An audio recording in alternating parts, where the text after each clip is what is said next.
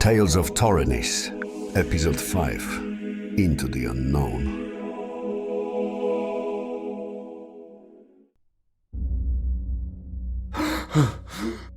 What was that?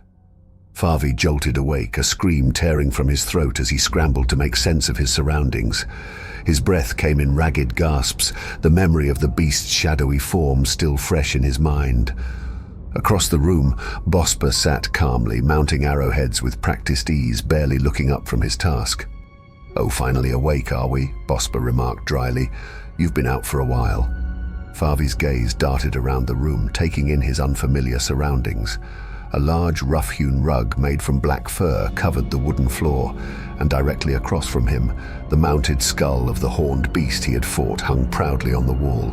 Yet just beside it, another skull caught his attention, one that dwarfed the trophy, its gaping eye sockets casting eerie shadows on the walls. It looked hauntingly similar to the beast Farvi had slain, only twice the size. Bospa's lips curled into a wry smile as he caught Farvi's expression. "What are you looking for in your prey, eh? That young shadow monster of yours sure put up a fight. Especially when you try to slaughter it with a skinning knife," he chuckled, a low, rumbling sound clearly impressed by Farvi's reckless courage. "Young?" The word echoed in Farvi's mind, and a chill ran through him. On the continent, only mature beasts grew to the size of the one he'd fought. If that one was merely young, he shuddered to think of what a fully grown shadow monster would look like. Ignoring the lingering aches in his muscles, Farvi rose unsteadily to his feet. His hands roamed over his body, feeling for the wounds that had nearly killed him. Remarkably, they had almost healed. "Svinneron is still with me, I can feel it," he murmured inwardly, reassured by the familiar presence of his guardian spirit. A new urgency seized him. "Now, where is Julius?" he demanded, his voice hoarse but edged with fear. Bospa waved off his concern with a casual gesture. "Relax, Mr. Favia. Julius is fine. Came out of it better than you did, actually. He's probably sitting in some pub right now, telling tall tales about how he didn't slay the big scary beast of the forest." Bospa chuckled again, shaking his head. "And speaking of you, Farvi, well, you're hired, of course. A man with your talents. I could use that. Now I'm still waiting on those skins." He tossed a heavy bag of gold toward Farvi, the coins clinking with promise. "Consider this an advance." "Thanks, Bospa, you're saving my skin," Farvi muttered as he caught the bag, feeling its reassuring weight. But then something caught his eye. A strange, faint mark on the wooden wall, a shadowy arch etched into the grain, almost like a brand. It sent a twinge of unease through him. "What's that?" he asked, pointing to the mark. "Did you get rid of the monument?" The humor drained from Bospa's face, his jaw tightening. His hands clenched around the arrowhead he'd been working on, nearly bending the metal. "Bloody thieves," he growled, his voice low and dangerous. "No clue how they slipped in here. I've got the sharpest ears in Thorinis, but those bastards, they're good. Real good. Won't change a damn thing, though. I'll skin them alive once I find out who did it." Farvi held Bospa's glare for a moment before nodding, sensing the deep anger burning beneath his employer's calm demeanor. He knew better than to press further. With a final glance at the mysterious mark, he turned on his heel and headed out, intent on finding Julius and making sense of the chaos that had unfolded. The city was alive with the chaos of the afternoon. The streets buzzed as merchants haggled noisily at the stalls. Children darted through the main square, and the din of city life filled the air. Amidst it all, Deus stood at the north gate, his large frame casting a shadow over the cobblestones as he studied a crumpled map. It was a gift from the mage Darkos, showing a path to the local monastery of fire mages. Well, it's now or never, Deus thought, tucking the map away and stepping beyond the city's northern gate. He passed two guards who stood watch with a rigid formality, but a third guard, stationed a little further along, called out as soon as Deus came into view. "Hey, giant, in the mood for speakeasies?" The guard's tone was casual, but there was a sharpness in his eyes. Actually, I'm off to the monastery," Deus replied, his deep voice rumbling. At his words, the guard froze for a moment. then burst into laughter. "Ha, what, you want to be one in a million?" the guard scoffed, shaking his head. Before Deus could ask what he meant, the guard leaned closer, his tone shifting from mocking to serious. "Never mind that. Bigger matters, Warforg. You're a kingdom man, on duty or not, and there's folk here who need help. I'll walk with you to the nearest village and sort out a little problem while we're at it." With a quick turn on his heel, the guard set off at a brisk pace. Deus, a bit taken aback by the sudden change in plans, followed behind, pondering the guard's cryptic comment. What did he mean by one in a million? The question nagged at him as they walked along the well-worn path out of the city, their footsteps crunching over dry leaves. They reached the outskirts of a small farm, and the guard suddenly crouched low, disappearing into the tall grass. Deus hesitated, but then mirrored the motion, his metallic limbs creaking as he hunkered down. "What's going on?" Deus asked, his voice barely a whisper. "Hush!" the guard hissed, peering through the dense vegetation. "These villagers have been harassed by a pair of mercenaries for weeks now. Today we put an end to it, but remember, they're only in it for gold. Don't waste time talking." Deus nodded, steeling himself for what was to come. The tension in the air sharpened as they crept closer, the argument between the farmer and the mercenaries becoming clear. The farmer's voice quivered as he begged for a few more days' grace. The mercenaries' retorts were harsh and cold, but they fell silent as the ring of a drawn blade cut through the air. The guard glanced at Deus and gave a quick nod. Now was the time to act. Deus surged forward, moving faster than his bulky frame suggested, catching one of the mercenaries off guard. Before the man could even turn, Deus's fist connected with his face, the impact shattering bone with a sickening crunch. The mercenary crumpled, his body folding like a broken doll. Seeing this, the second mercenary's eyes widened with terror. He turned to flee, but Deus was faster. Grabbing the limp body of the first mercenary, Deus hurled it with inhuman strength, using the force of his war-forged limbs. The body struck the fleeing man, sending both tumbling into the dirt in a heap.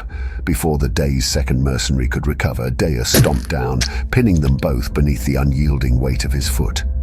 "Stop resisting!" Deus roared, his voice echoing through the clearing. The pressure from his foot increased, turning the air around them into a symphony of creaking metal and splintering bones. "Enough, enough!" the guard's voice rang out, urgent and sharp. "We don't need corpses to throw behind bars." Deus blinked, as if waking from a trance, and quickly stepped back, lifting his foot off the tangled bodies of the mercenaries. One lay still, the life already drained from his eyes, while the other gasped in pain, clinging to the last threads of consciousness. Deus stood there, his fists still clenched, breathing heavily as the realization of what he had done settled in. Years of war, he thought bitterly, and I never learned how to be gentle. He watched as the guard began to cuff the surviving mercenary, while the villagers gathered around, murmuring their thanks and relief. The guard dragged the lifeless body off the other, the dirt beneath it already stained with dark red. If he could shiver, Deus thought he would be feeling chills at that moment. But I did the right thing. If it wasn't for me, the villagers would have suffered. He tried to convince himself, but the sight of the crumpled bodies left a bitter taste in his mouth. The guard, wiping sweat from his brow, turned to Deus with a half grin. "Well done, Deus," he said, clapping a hand on his metallic shoulder. "If it wasn't for you, things could have gone much worse here." Still uncertain, Deus gave a stiff nod. Yeah, that's what I'm here for." The guard's expression softened a bit. "You know, we could use someone like you. There's a draft for the army right now. If you want to go back to your old life, you'd be welcome." Deus's gaze sharpened, a glint of interest crossing his face. "Would there still be room for two?" he asked, hope slipping into his voice. Farvi pushed open the creaky door of the inn just behind Bosper's house, stepping into an unexpected scene. Despite the early hour, barely past noon, the inn was alive with revelry. Laughter and shouts filled the air as a sea of patrons clinked their cups, ale sloshing onto the worn wooden floors. A lively atmosphere buzzed throughout the space, and Farvi's brows furrowed with curiosity at the raucous crowd. His gaze swept the room, and soon enough he spotted Julius. The bard stood tall on a wobbly table in the center, gesturing animatedly as he spun a tale to his eager audience. Farvi began to weave through the crowd, listening as Julius's voice grew clearer with each step. And then, boom, my lute shattered right on the beast's head, Julius boomed, puffing out his chest. I wiped the blood and sweat from my face, and with one hand, I threw the beast's body off my helper. His words faltered as he caught sight of Farvi, who had stopped with arms folded, a skeptical eyebrow raised. Realizing he'd been caught mid-exaggeration, Julius's face flushed slightly, but ever the performer, he quickly rallied. "And here he is, my great helper Farvia," he shouted, pointing dramatically. "Without him, I wouldn't have managed to take down the monster. A round of applause, please." The crowd cheered and clapped, and Julius leapt down from the table, striding over to Farvi with a wide, somewhat sheepish grin. "Congratulations, warrior," Farvi said dryly, a faint smile tugging at the corner of his lips. His voice carried a mix of amusement and mild exasperation. Julius adjusted his disheveled hair, looking up at Farvi with a nervous chuckle. "Oi, Farvi, it's not what you think," he said, rubbing the back of his neck. "I'm just building a good reputation for us, you know. People love a good story." Farvi rolled his eyes but let it slide. "Whatever you say, player," he replied with a smirk. "Listen, I've become Bosper's apprentice. What comes next?" Julius's face lit up at the news. "That's great. Well, the next step is... His voice shifted to a softer, almost hesitant tone, his bravado melting away. Farvi's eyes narrowed suspiciously as he watched his friend fumble over his words. "Well, spit it out, Julius." Julius took a deep breath, bracing himself before saying, "Join the guard." His voice trailed off, barely more than a whisper by the end. "What? That's absolutely insane." Farvi's voice rang out over the din, and the nearby patrons turned their heads briefly, startled by the outburst. Hey, calm down," Julius said, holding up his hands defensively. "It's not as bad as it sounds, all right? It's just a short contract helping guard the surrounding mines. A month or two tops, and then you're free to go." Farvi's jaw tightened, and he glared at Julius like he'd just grown a second head. "Have you lost your mind?" he growled, his tone edged with disbelief. Julius, sensing that he needed a stronger pitch, pressed on with a newfound confidence. "You'll get your equipment on the spot when you join. It's not like you're signing up for life, Farvi." Farvi stared at his friend for a long moment, his expression shifting as he weighed the situation. Then, with a resigned sigh, he relented. "Fine, so be it. But may the gods protect you, Julius, if you're lying." Julius grinned, trying to hide the relief in his eyes, and clapped Farvi on the back. "Trust me, you won't regret it. Well, maybe just a little." Deus made his way through the dense forest, heading toward the monastery. The path twisted alongside a deep canyon, its bottom swallowed by shadows, filled with twisted roots and ancient trees that blocked out the sun.